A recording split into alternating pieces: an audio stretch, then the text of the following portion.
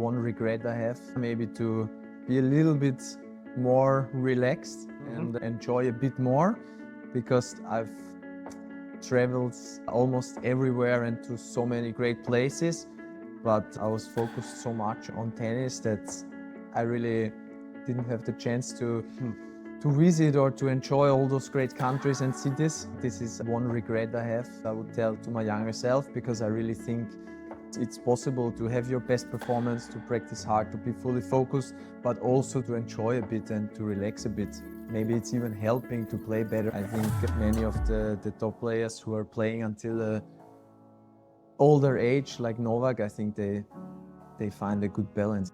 Welcome to Tennis Insider Club. I am Borja Duran, and together with my partner, Caroline Garcia, here is where tennis stories and life conversations intersect. Join us as we uncover the untold personal journeys of the icons of the court. From laughter to life lessons, it's all here. Thank you so much for being with us today. Thank you. It's really an honor. And first question is, how did you start tennis?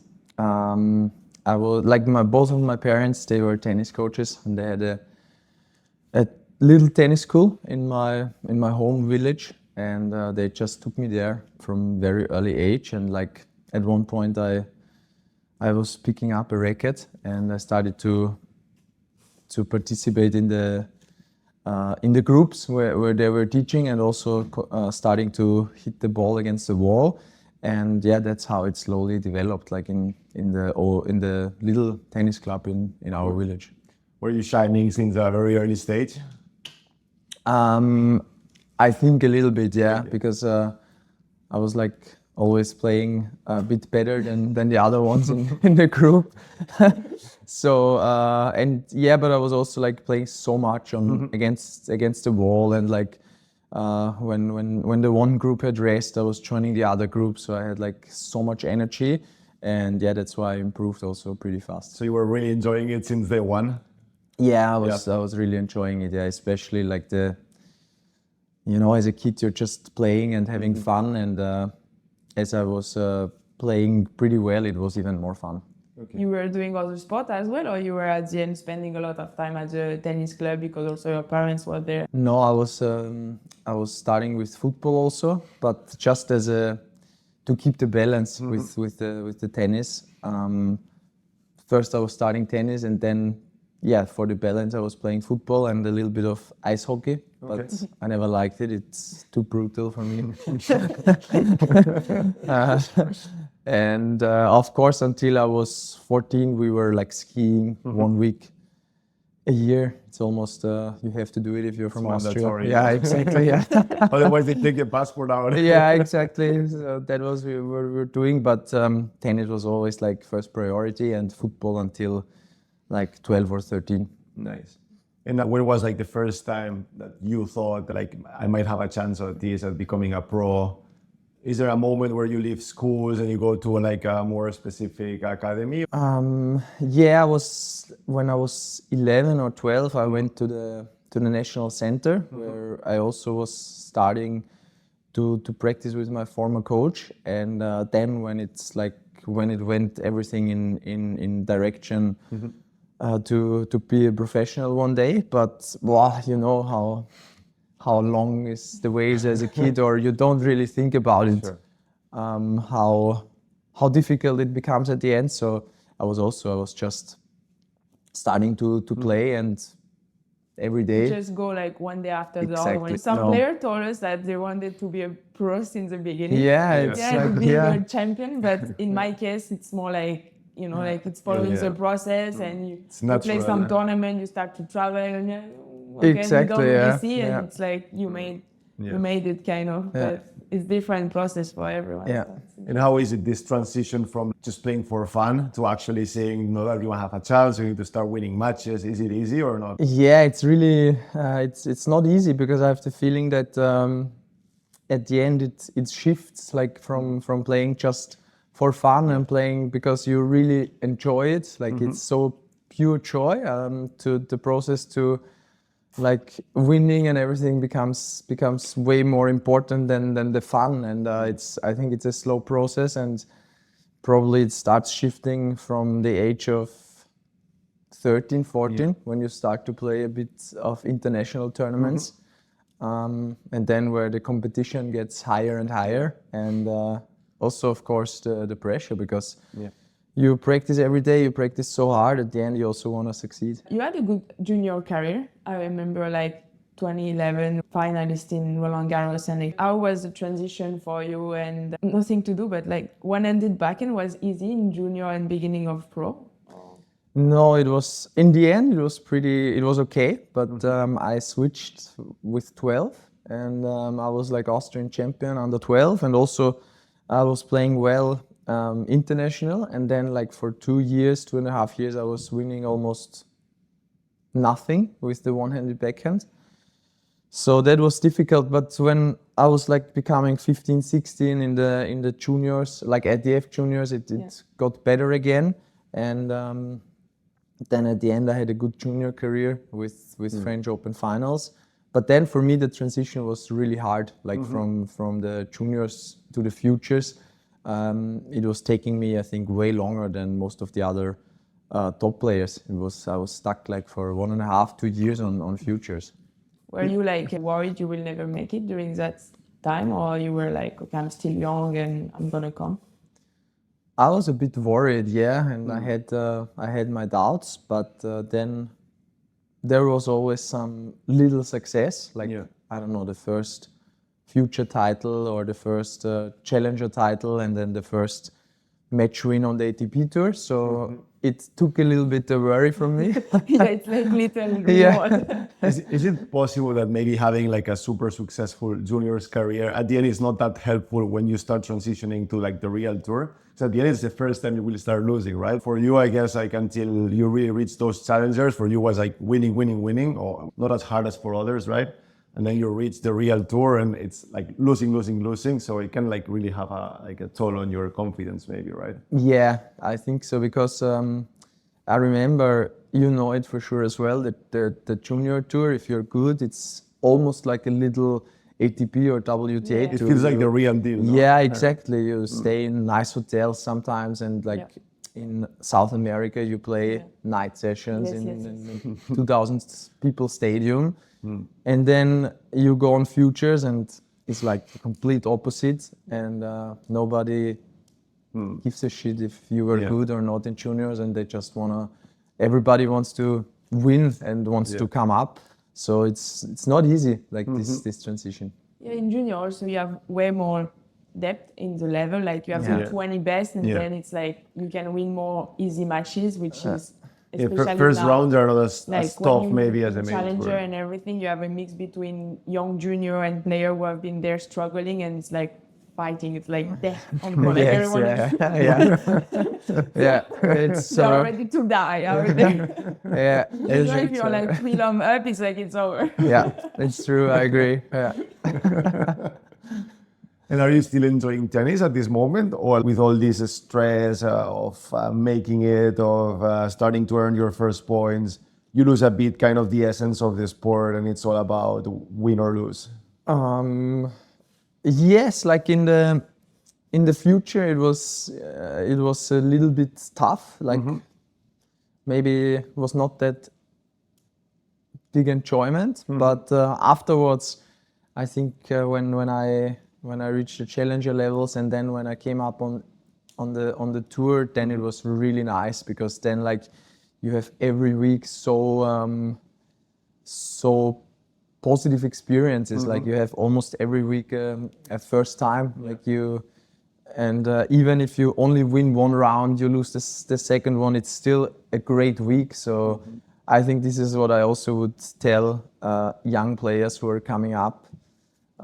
Not like the greatest ones who are anyway winning so much, but like I would say normal ones to really enjoy it, because later on I think the pressure gets so much if you have to defend your points, and but in the beginning it's like there are almost only positive memories, and it's like looking back, it's so nice.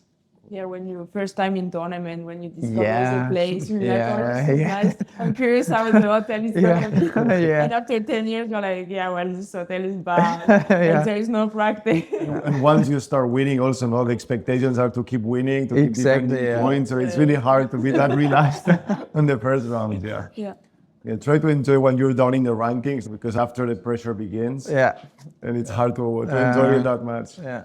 And how was it, this process, when you really start growing, entering top 100, top 50? Was it like an easy transition for you? No, I mean from 150 to top 50 was for me really enjoyable and really easy. As I Yeah. said, like there were so many positive experiences every week, and like in those first 2-3 years, Yeah. as I said, you win a round in a slam and it's just so good. Your slam is amazing, and so that was pretty easy, and I enjoyed it so much. This journey from 150 to top 50, and then I think the pressure starts. Do you have a specific goal for yourself? Like, I want to be, I don't know, top 10, number one, win a slam, or you just go day by day, trying your best? How was it? No, I was going day by day. When I was, I think when I was 20, I finished the year in like 140. So the next goal was to reach the top 100. Then when I did that, the next goal was to reach top 50. So I was in the main draw of all tournaments. So the next goal was to don't play qualies again. And then maybe the next one was to get seeded in a slam. And so it slowly developed, like setting goals for just the next weeks or the next months. That's how I was doing it. Nice. And after you made it to the top and starting to beat like all the big three, you have big wins against Rafa, Djokovic, and Federer. And 2019, you won your first ATP 1000 in Indian Wells. It was really like when you proved that you could be part of these top players. Yeah, it also developed, I think, a bit slow because, like for me, because I had my first win against Rafa in Buenos Aires when he was kind of not in his best shape, but still it was amazing victory. And the same against Roger in Rome. He was like struggling with his back. So I had my first victories against them when they were like struggling a bit. So, but of course for the confidence and for the next times facing them on court, it was really, really helpful because I started to believe that I can beat them. And that's so important, I guess, for you the same when you step up against the biggest players. I think a lot is to really the belief that you can beat them. And because I guess that some players, they step on court not having that belief and just trying to play a good match, which is very understandable. Yeah. But yeah, it was like those first wins against them were really helping me for the future to play against them with the belief to win. Well, how was your mentality when you started to face those kind of players? Was easy for you to feel confident and like you could beat them? You had some good records. It's like it's not everyone who have a couple of wins. So yeah, but it was in the beginning to play against them was so strange because those were the guys I was watching so much in the TV, and those were the guys I was watching like in all the Grand Slam finals, and then playing against them on the court is really first a weird experience somehow. It's like, what the heck is going on? But then I was growing into the situation, and as I said before, the first wins against them, it helped me so much to gain confidence and to believe that I can beat them many more times. And but I was also looking forward to the matches against them, because at the end, against the big three or somehow it's a bit easier, I think, from the mental side, because don't have so much to lose. You can really play free, and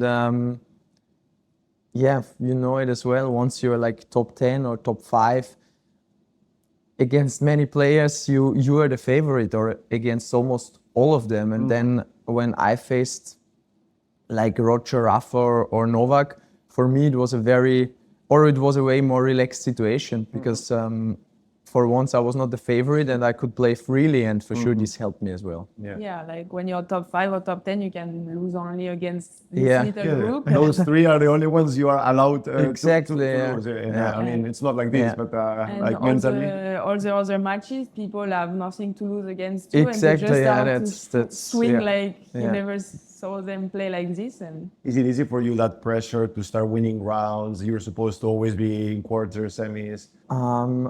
No, it was tough, because I was feeling the pressure to get far in every tournament, and to really have to win the first rounds, and to go deep in the tournaments. Yeah, I had like both experiences. Sometimes I did it really well, but sometimes I had bad losses, like in the early rounds of big tournaments, which is painful. And it's quite difficult to be up there and to have to perform at every tournament. But yeah, looking back, I had really nice experiences on both sides. Yeah. after, like you mentioned, sometime in slam you had some tough losses in the first couple of rounds. Were you very down after those moments? Were you struggling with those losses? Yes, sometimes yes, but I think the older I got and the more experienced I got, also I was handling the losses much better. Because I don't know, at the end you start to learn that tennis is a sport where you luckily have a chance every new week. But sometimes, for example, when I was playing well at the French Open, and then I was always losing early in Wimbledon, which was really difficult to understand, because I was at one point trying to get even closer to the big 3, and they were like playing as well, so good in the French Open, winning or semis or finals. And then they just continued, for example, in Wimbledon. They were again in the semis and in the finals, and I was twice after French Open finals. I lost badly in the first round of Wimbledon, and this was really difficult back then. But at one point, I just understood that they're well in a different galaxy, and I'm not gonna reach them. What do you think grass was more because it was a quick scheduling between clay and grass, or because your game was not really matching the grass, or you didn't really like it? No, I enjoyed grass. I was really, I like to play on grass, but for me the weeks in between was too short. Was not happening. No, Was was not like clicking. no. Sometimes there is no. You were faster No people to answers. adapt, yeah. Sometimes just like, nope, this one not. No, Not working. It's a nice one to shine, but And as you mentioned, you did a couple of Grand Slam finals before your first win. How easy it was for you to digest being that close, no, to winning such a big tournament?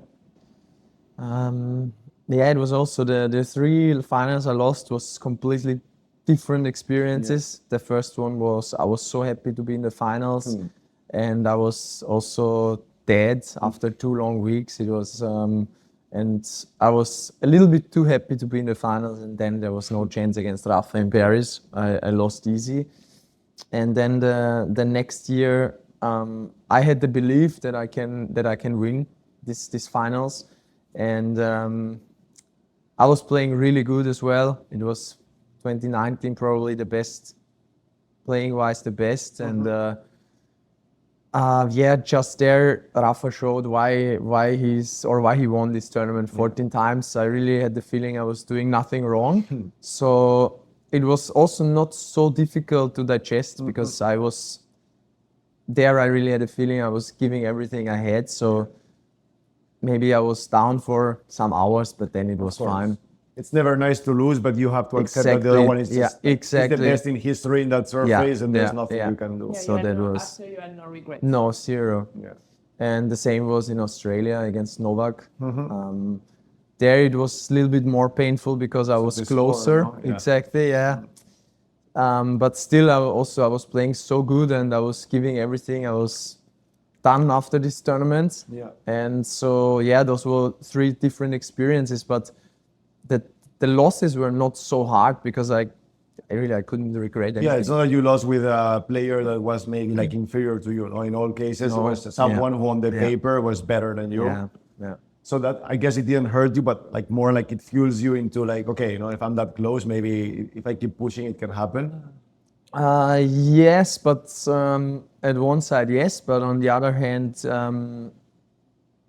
going far in a Grand Slam was always very demanding, and after the 2 weeks, I was always like really done for, and it took me a long time to recover. There again, I don't know how the big 3 do it because they win French Open and then they win Wimbledon. It's really tough to understand for me because it took me so long to recover. Yeah. So it was also for me difficult to, after 3 lost finals, to think, okay, yeah, if I ever get a chance again, because to perform 2 weeks with all the challenges you're facing, with like night sessions, going to bed at 4, and then 2 days later you play at 11 a.m. All those things. It was always difficult after Grand Slam to see if I get another chance. Yeah, at the end, there's a lot of great players who spend their whole life trying to fight for that opportunity and they never make it, which means it's like really complicated to have 2 weeks where you don't have like one bad day. It's Do you think your game style or your way you played on court with full intensity was more demanding than other players, maybe? I think so, yes, but I don't know. On the moment, you don't really know, but like now, if you go back to the year, that. Yes, I think so, because I was putting so much intensity on every shot. Yeah, exactly. But I had to. Without this, I couldn't hurt my opponent. So I had to. But yeah, it took a lot out of me. Yeah. Do you think also the crazy tennis scheduling was not helping? Because tennis is playing every week. There's very little time to rest or to train, or to let your body recover. Yes, I think so. It's like, as we said before in the beginning, when you're there for the first time on all the tournaments, it's super nice, it's super exciting. But I'm a person who really loves to be at home. Yeah. I love the life at home, which is not helpful because after many years on tour, to again get or to finish the season in November and then having 1 week holidays and then like stepping again on the plane to Dubai or to the preparation and then to Australia. After some years, it got really difficult for me. And for me, of course, I would love that the schedule is only from January to September or something. It would be much nicer. Like most of the sport are shorter than ours. Did you at one point thought about being way more selective with the schedule, with the scheduling, with the tournaments you play? Like, of course, maybe having to give up some points, but hoping that having more balance, and having more time at home at the end would compensate playing a bit less tournaments. I tried, but I think you can only do it when you're really on the top. And then again, the schedule is somehow like you cannot really balance it out because they're like the mandatory tournaments, and you think all the time about the points, about also defending from last year. Of course, if you're on the top, you want to end up on the finals in the end of the year, so you want to squeeze in some tournaments there. I really tried, but it was not working that great. It's an ideal world, but it's not like, possible. Yeah, exactly. Yeah. Well, maybe it's something the tours have to think about, maybe like evolving or making it a bit easier for the mental health of players. I think so, but yeah, mental health, but also physically and the body. It's all the flying and the jet lag is it's not that healthy lifestyle, I guess. Demanding, demanding. It's tough. Yeah. And then 2020 came, your biggest win in US Open. How was it for you to finally make it and win a Grand Slam? Well, it was such a huge relief after all the time, after all the COVID time. It was so strange to come here. Did you play here? Yeah, I played. Yeah, it was very awkward. so weird. Yeah, it was so weird. Was everyone like in the hotel somewhere Yeah. lost? Not here, but in the other side. On the other side. It was more, the atmosphere. I mean, I didn't play on the very big court, but our outside court was. Didn't matter anyway. Yeah, it was like, actually, it was better to be on the outside court, but on Santa Clara, I cannot even imagine how. Yeah, no, it sad it was was. weird. Yeah. It was so for you. It was like you said, a big relief to win this title. How did you feel after winning it? Yeah, it was such a big relief. I mean, the match was, I think, level-wise not the best, as we were both so tight and tensed, both also cramping towards the end of the match. And then it was such a huge relief because I don't know, somehow after all the COVID months, it was very difficult to start the tour again for me, because I really enjoyed the time at home, I have to say.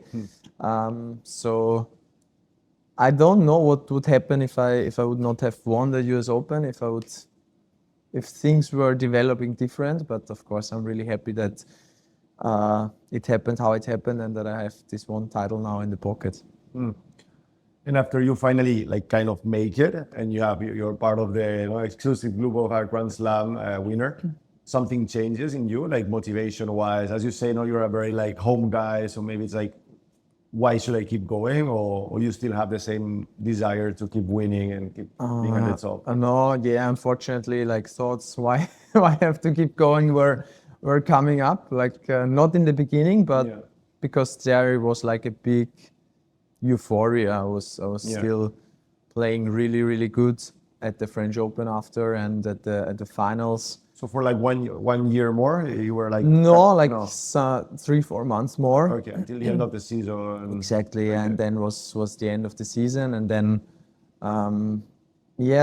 then after the high, the big low came. It's like a bit like a drug. Yeah, full, yeah, and Dopamine is going up and down. yeah. Then there was no more. Yeah. But no, I mean, the more I also talk to other players, they are saying the same when they were reaching a big goal or playing really well and staying on a high. The low comes at one point, and for sure you know it as well. Yeah. And it was also happening to me also before in my career, but not as bad as in the end of 2020. I went for holidays after the year, and then it was almost impossible to start the preparation because there was just no energy there. But it was because you were happy doing other things, like being at home, or because you attached I don't know, success to one specific goal, maybe winning a slam, and once you reach and you feel, I'm still feeling empty, or whatever was that feeling. Yeah. Or was it because Both. you're satisfied, or because you feel I've been chasing the wrong hamster? No, both. I was happy because I reached that goal, and the next goal was not there. I didn't have a goal for the next season, and then is almost impossible to make all the preparation, to put in all the practice hours. So you stopped working as hard as you were doing before? Yes, yeah. Not intentionally, but probably subconscious. There's a little Exactly. extra. Yeah. And if it's the worst thing, if you don't have a goal, then it's With it's the almost crazy impossible. lifestyle already is complicated. So do you think at one point does retirement come to your mind in 2021?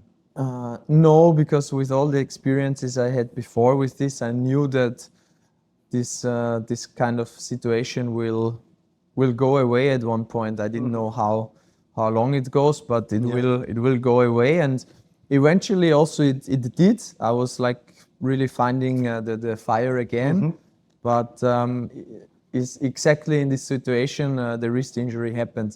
So that was a bit unlucky, I would say, but I don't really believe in coincidences. So the injury, I think, happened because of obviously all the load I was putting in the years before, but also maybe because the month or the half year before the injury happened, when I was like having the issues with motivation, I was not practicing as hard, and then I started to practice full again, which was not ideal, I guess, for the wrist, and then this happened. Yeah.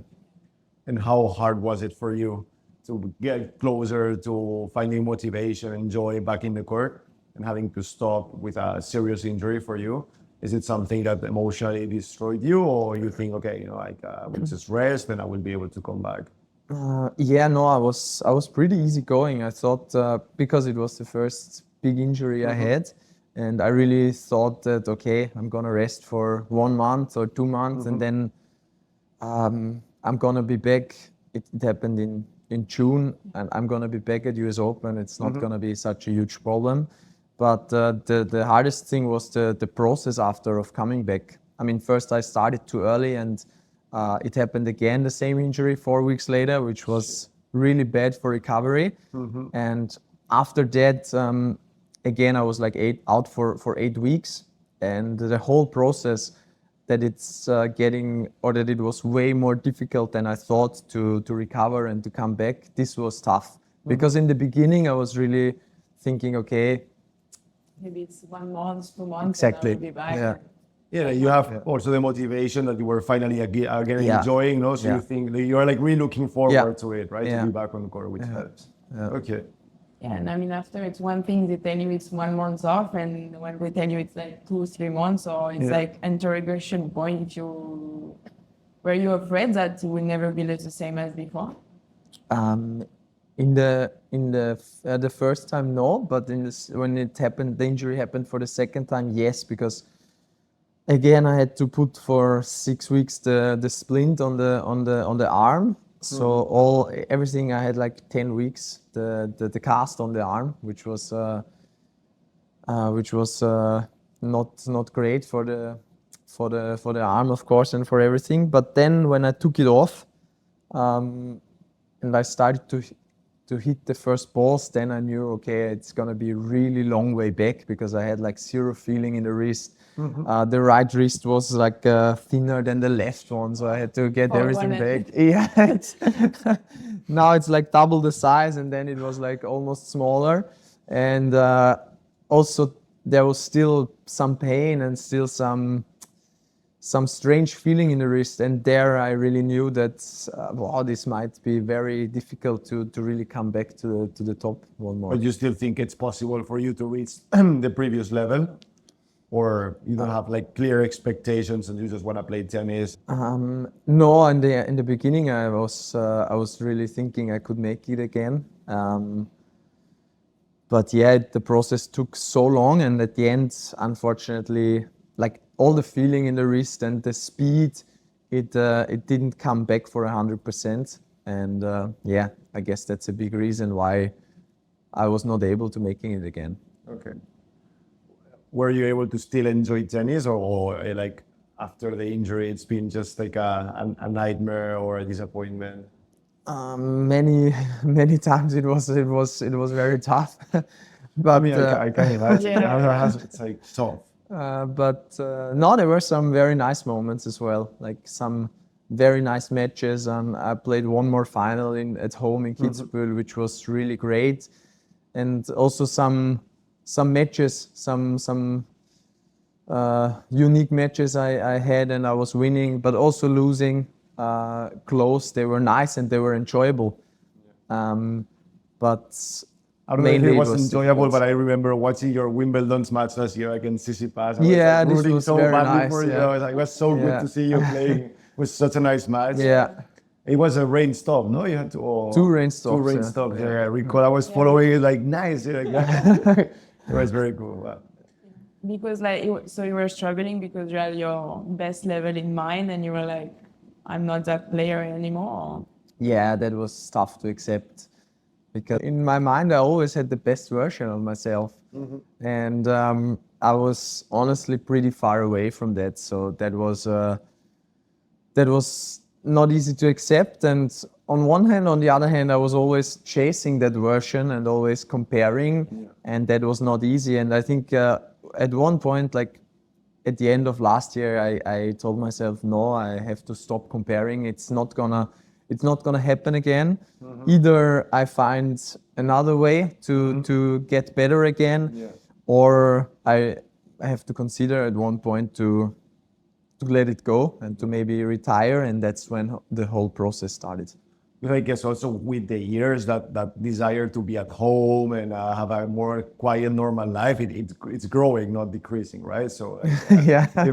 at one point, like results are worse than ever compared to what it used to be, and also I guess that desire when you get to your 30s or close to it, no, it's like now I really want to be at home and rest. So like, how do you take the decision of retirement? Is it something that really scares you, or you are prepared for it? No, it doesn't scare me at all because I always loved to be at home, but when I had great results and when I was playing really well, of course, it's also super nice to be on tour. And at the end, it's also it's also amazing life what we have. Also I love to be at home, and I'm not gonna miss traveling that much once I retire. And but the decision came when in the beginning of the year when I changed coaches. I went somehow back to my basics, and I had 5 weeks training block where once again I was fighting a lot. I was putting a lot of work in.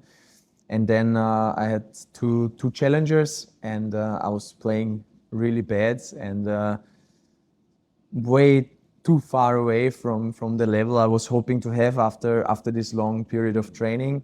And then I said, no, that's it.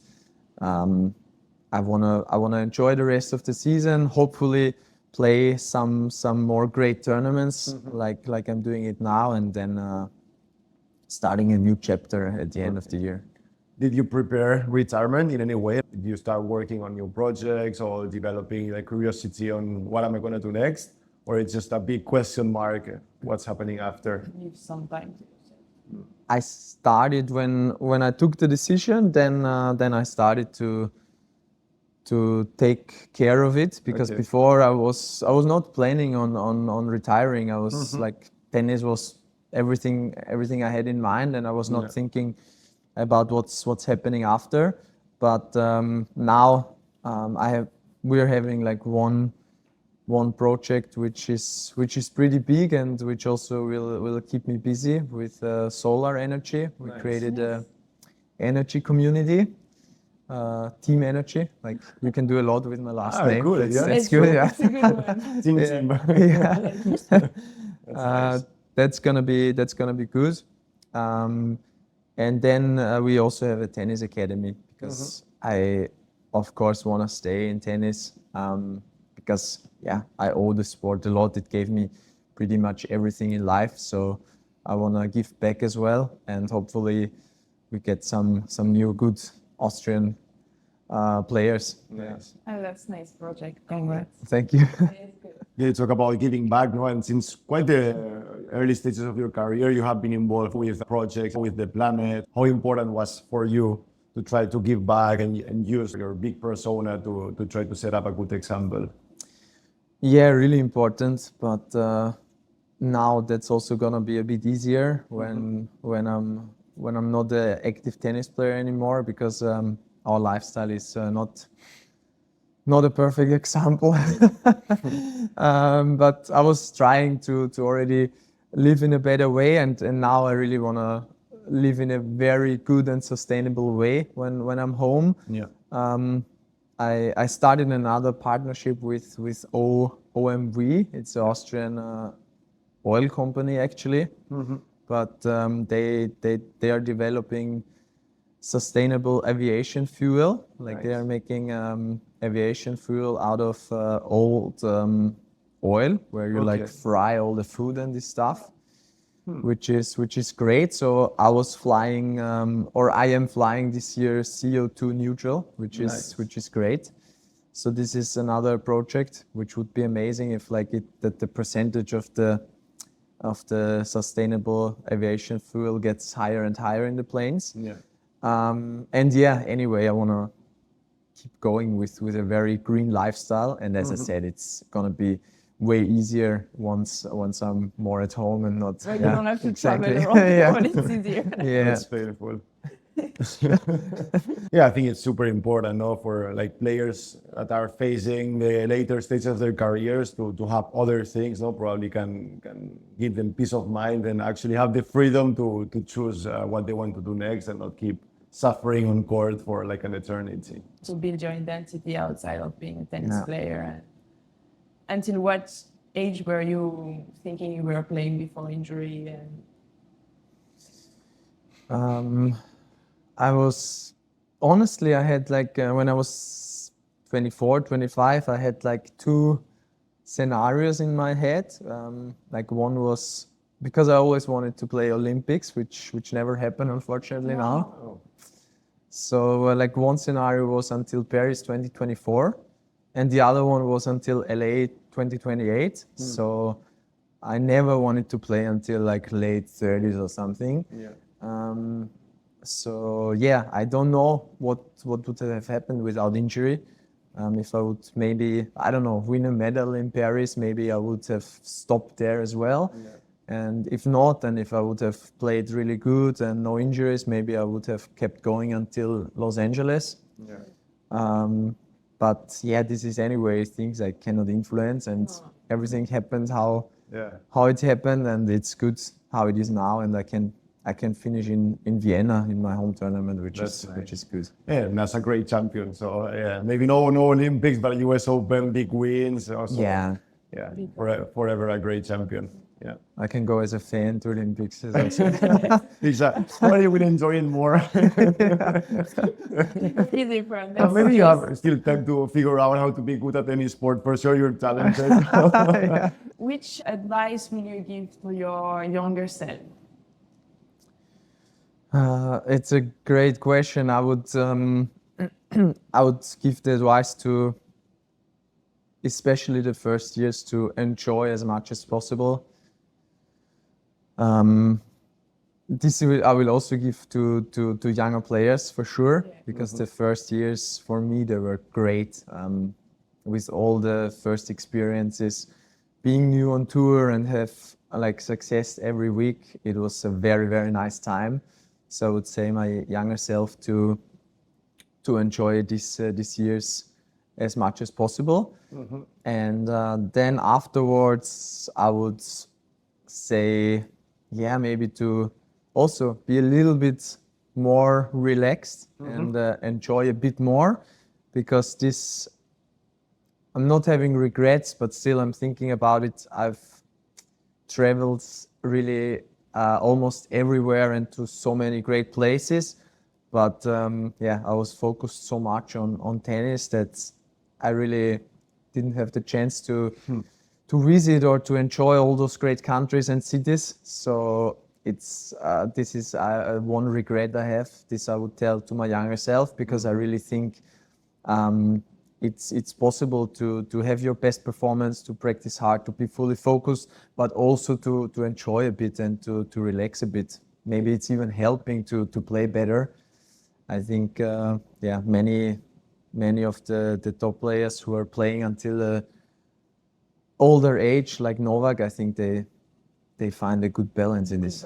Yeah. Yeah, exactly. I mean, for sure, being happy, will help you be more calm, and probably also like not having tennis being the only like thing you have in life helps you to have less pressure, right? Yeah. If you go to the match knowing that if you win, you're great. If you lose, you're the most miserable human. Put so much pressure on you, right? Yeah, yeah, And then you see all these players who have kids, and probably all those distractions make you just see tennis as a game where you Yeah. want to be great at it, but it's just like. I think it's coming in the new generation and or in the older ones that are still here. It's to find better balance and that you can do your great performance on court and you can also You still have 8 hours per day you don't to need do. to just stay in your room when you have a day off and just rest. You know, Watching Netflix. I'm gonna be fresh tomorrow physically because I didn't walk like 10 kilometers inside Manhattan, but at the end it's the same. Yeah. And Yeah. you could argue that at the end, even if it does hurt a bit results, which I don't think it would, it's still worth it to be happy as a Yeah. human, right? It's not On all about long-term, probably, on it's long-term, not all yes. about performance. Maybe right? it even helps to be more relaxed and to have better performances. Of course Who it knows? does. Yeah. I think being happy for sure helps you Yeah. be willing to put those extra hours, and kick ass. Yeah. Cool. Well, then just last question. It's which story would you like to hear next on the podcast? One man and one woman. Can be player, coach, also former players.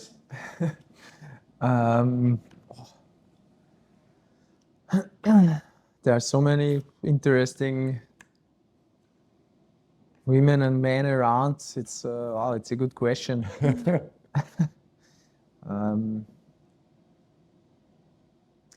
Yeah, Andre, you had already. He's a very interesting, Yeah, it was nice. interesting guy.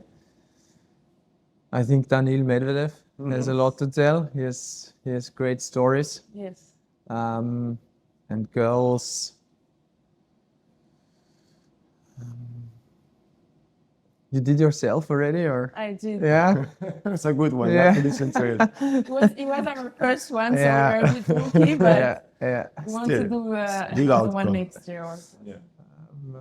No, I would like to hear Angie Kerber, Okay. Nice. Yeah. Good Yeah. choice. Yeah, because very she just retired, and I think she has an interesting story as well. Yes. She made it kind of late. She won her slam kind of late. Yeah, so I think it's exactly. interesting to Yeah. know the process. Yeah.